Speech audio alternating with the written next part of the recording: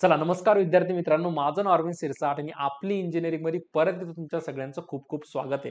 मित्रांनो, अतिशय महत्त्वाचा अपडेट महाट्रान्सको कडून आलाय है ना. एक्झामचा जी डेट अनाउन्स झाली ना त्याच्याविषयी थोड्याशा 10-15 मिनिटांना तुमच्याबरोबर बोलायला आलो की माइंडसेट कसा असावा. खूप मुलं म्हणतील सर कालचा कळाला आम्हाला अपडेट, माहिती अपडेट अगोदरच कळाला, पण चॅनलवर लाईव्ह रेकॉर्डिंग यासाठी करायला आलो ना की एक माइंडसेट सेट करून द्यायचा आहे की आता माइंडसेट काय असला पाहिजे. तर बिफोर दॅट है ना, तुम्हाला माहिती अ, खूप सारे एक्झामच्या डेट्स आल्या, पण दोन एक्झामला मी फोकस करेल. जी माझी एईची पोस्ट आहे, आपली एईची कोणकोणती, एईची ट्रान्समिशन है ना, ट्रान्समिशन आणि कोणती टेलिकम्युनिकेशन है ना. एई ट्रान्समिशन आणि एई टेलिकम्युनिकेशन या दोन इम्पॉर्टंट पोस्ट ज्याच्यासाठी आपण चॅनलवर भरपूर सारे व्हिडिओज वगैरे टाकत असतो, कम्युनिकेशन है ना. या दोन पोस्ट विषयी मी आज बोलणार आहे. भरपूर साऱ्या वॅकन्सीज तुम्हाला, टेलिकम्युनिकेशनला ऑब्व्हियसली कमी आहे पण ट्रान्समिशनला भरपूर साऱ्या वॅकन्सीज आहे. प्रिपरेशन स्ट्रॅटेजी काय असली पाहिजे, या कमी वेळात कोणकोणते टॉपिक्स वाचले पाहिजे, रिव्हिजन कसं केलं पाहिजे, जेणेकरून बघा सगळ्यात इम्पॉर्टंट असतो कॉन्फिडन्स. जर तोच नाही वाढला ना, तुम्ही कितीही प्रिपेअर करा, कॉन्फिडन्सच नाही ना, ही अशी गंमत झाली की लढाईला गेले आणि तलवार घरीच विसरले. मग त्या कॉन्फिडन्सचा चुराडा होणार, कोणीतरी तलवार मारून चालला जाणार. तर मेन असतो बाळांनो ह्या पर्टिक्युलर पिरियडमध्ये स्ट्रॅटेजी है ना. स्ट्रॅटेजी काय असली पाहिजे त्याच्यावरच थोडंसं बोलूया है ना. सगळ्यात अगोदर ना स्वतःला रिलॅक्स करा. काही मुलं घाबरून जातात. आता मी काही जणांनी तर ऑलरेडी माइंडसेट केलाय, जाऊ द्या ह्यावेळेची एक्झाम जाऊ द्या, पुढच्या वेळेस दिला तर ट्राय, ह्यावेळेस 20 दिवसात काय करून घेणार मी, असेही माइंडसेट ऑन मुले. विश्वास ठेवा बाळांनो, हाच एक पिरियड असतो ना ज्या वेळेस जास्त अभ्यास होतो, कारण हा प्रेशर मधला अभ्यास असतो है ना. दिवस रात्र जितके 24 आवर पूर्ण दिवसाचे ना, दिवस रात्रीचे जितके मॅक्झिमम युटिलाइज करता येईल कॉन्फिडेंटली करा. कमी अभ्यास करा पण कॉन्फिडन्सली करा है ना. कॉन्फिडन्स लूज होऊ देऊ नका. द मोमेंट तुम्ही कॉन्फिडन्स लूज केला ना, तिथं सगळं संपलं, मग पुढे काहीच होणार नाही, तुम्ही कितीही ज्ञानी असा. मॅक्झिमम मुलांचं, मॅक्झिमम चांगल्यात चांगला अभ्यास करणाऱ्या मुलांचं सिलेक्शन यामुळेच होत नाही, जेव्हा ते एक्झामच्या सेंटरला जाऊन त्या सीटवर बसतात ना, ब्लँक होऊन जातात है ना. भीती है ना. पण सगळ्यात अगोदर प्रिपरेशन वगैरे सगळं बाजूला ठेवा, सगळ्यात अगोदर भीतीला उचला, बाजूला फेकून द्या है ना. आणि मग स्वतःला विचारा की मला आता काय करता येईल है ना. मला कोणते टॉपिक चांगले करता येईल. लढाई लढाई बाळा, लढाई आहे, लढायचं आहे ना. प्रत्येक आयुष्यात कोणतीही गोष्ट अचीव करायचं म्हणजे सगळ्यात इम्पॉर्टंट असतं लढाई, ती लढावी लागते आणि त्यासाठी लागते हिंमत है ना. सगळ्यात अगोदर कॉन्फिडन्स, हिंमत खूप ठेवा, नंतर प्रिपरेशन. तर पुढची पायरी, सगळ्यात पहिली पायरी तर कॉन्फिडन्सची आहे. एकदा ती पायरी चढली का मग स्वतःला विचारा माझे कोणते टॉपिक असे ज्याचे माझे मी आतापर्यंत बऱ्यापैकी वाचलेत, कोणते टॉपिक असे जे माझ्याकडून पटकन रिवाइज होतील, आणि कोणते असे टॉपिक आहे जे मी वाचले पण मला प्लस मायनस डाऊट्स आहे. अगोदर या टॉपिक्सला बाजूला काढा आणि ते टॉपिक्स कव्हर करण्याचा प्रयत्न करा. कोणताही नवीन सब्जेक्ट वाचायला घेऊ नका, काहीच फायदा होणार नाही. कारण ह्या कमी वेळामध्ये जर तुम्ही नवीन टॉपिक करायला गेला तर ऑब्व्हियसली डाऊट्स येतात. टॉपिक नवीन असतो, तो डाऊट सॉल्व्ह करण्यात खूप जास्त वेळ जातो आणि त्या वेळेच्या नादात मग जे टॉपिक ऑलरेडी खूप चांगले झाले ना ते रिवाइज करायचे राहून जातात. राईट आहे. मग सगळ्यात अगोदर बाळांनो, पॉईंट नंबर 1, रिव्हिजन कोणत्या टॉपिकची करायची ना ते डिसाईड करून घ्या है ना. रिव्हिजन कोणत्या टॉपिकची करायची ते डिसाईड करून घ्या. आणि एकदा रिव्हिजन झाली ना, सगळ्यात इम्पॉर्टंट म्हणजे तुमची टेस्ट सिरीज है ना. टेस्ट सिरीज मार्क करायला सुरू करा. मी माझी टेस्ट सिरीजची लिंक खाली दिलेली आहे, ₹349 है ना. 349 मध्ये आपण एक कंप्लीट पॅकेज दिला टेस्ट सिरीजचा, टेक्निकल प्लस नॉन टेक्निकल दोन्ही इन्क्लुडेड है ना. फक्त टेक्निकल असं नाही, कंप्लीट टेस्ट सिरीज दिली बाळांनो है ना 349 मध्ये. याच्यामध्ये मी तुम्हाला 3 ते 4 फुल लेंथ टेस्ट दिले आणि बाकीचे सगळे टॉपिक वाईज ना, टॉपिक वाईज सगळ्या टॉपिकचे 1 बाय 1 टेस्ट दिलेत है ना.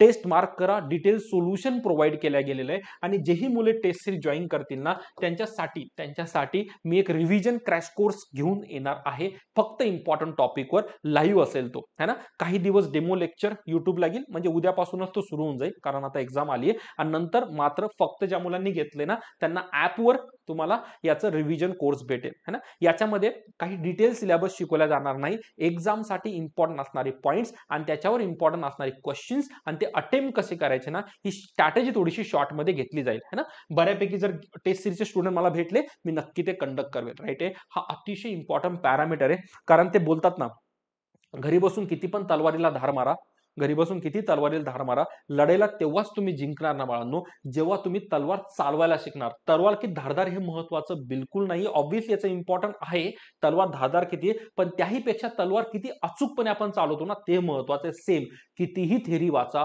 कितीही क्वेश्चन स्वतःहून सोडवा, जोपर्यंत एक्झामला जाऊन जे करायचे ते घरी करत नाही तोपर्यंत कॉन्फिडन्स वाढणार नाही. एक्झामला जाऊन ऑनलाईन पीसी त्या कम्प्युटर समोर बसून क्वेश्चन सॉल्व्ह करायचे ना, अगोदर ते घरी प्रॅक्टिस करा, है ना. आणि तुम्हाला ही टेस्ट तुम्हाला ऑब्व्हियसली पीसीवर सुद्धा देता येणार, तुम्ही कम्प्युटर सुद्धा देऊ शकतात.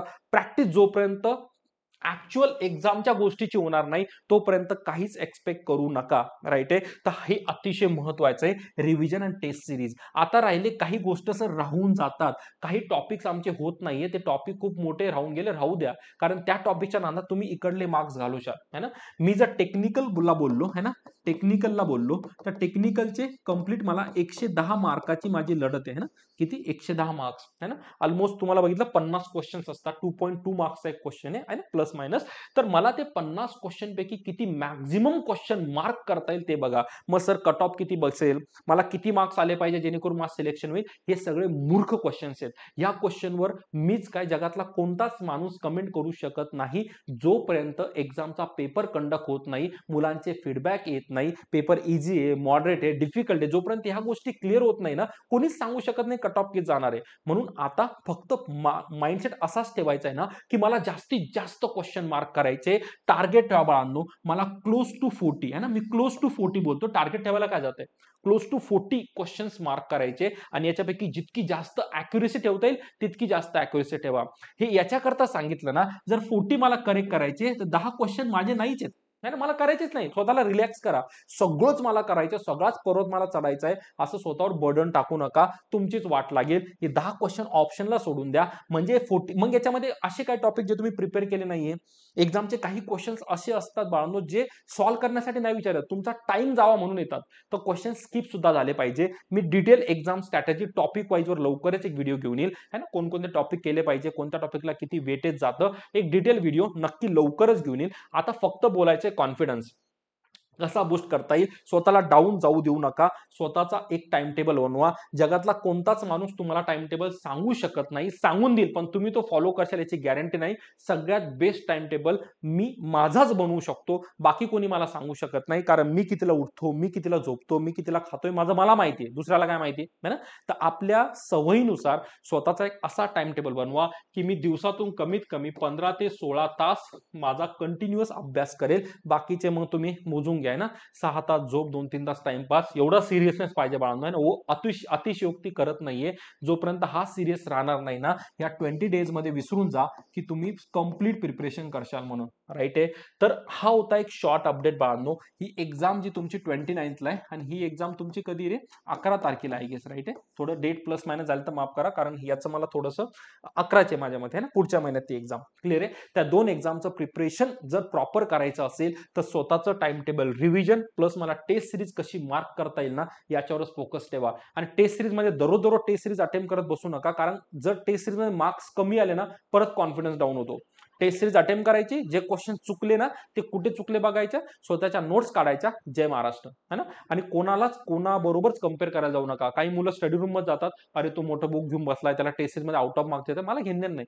कोणाला कितीही काशी करू द्या, मेन काय एक्झाम, है ना. जेव्हा तुम्ही एक्झामला बसणार ना, सगळ्यांना तो कॉन्फिडन्स नसतो. पहिले स्वतःला बिंदास करा, स्वतःचा अभ्यास स्वतःहून करत राहा, कम्पेअर करायला जाऊ नका. 20 दिवसात कुठेच काही वेगळा तीर मारणार नाहीये, सगळे नॉर्मलच अभ्यास करणार आहे. टॉपर राहू द्या की ड्रॉपर राहू द्या, राईट आहे. बाकी बाळांनो ना, उद्यापासून मी सेशन सुरू करतोय आपलं, एक क्विक रिव्हिजन सेशन असेल, है ना. त्याच्यामध्ये तुम्हाला बोललो ना मी अगोदर डेमो मी ठेवेल एक 4-5 दिवस त्या मुलांसाठी, ज्या सगळं ओव्हरऑल, नंतर मात्र ऍप्लिकेशनवर मी चालल्या जाईल.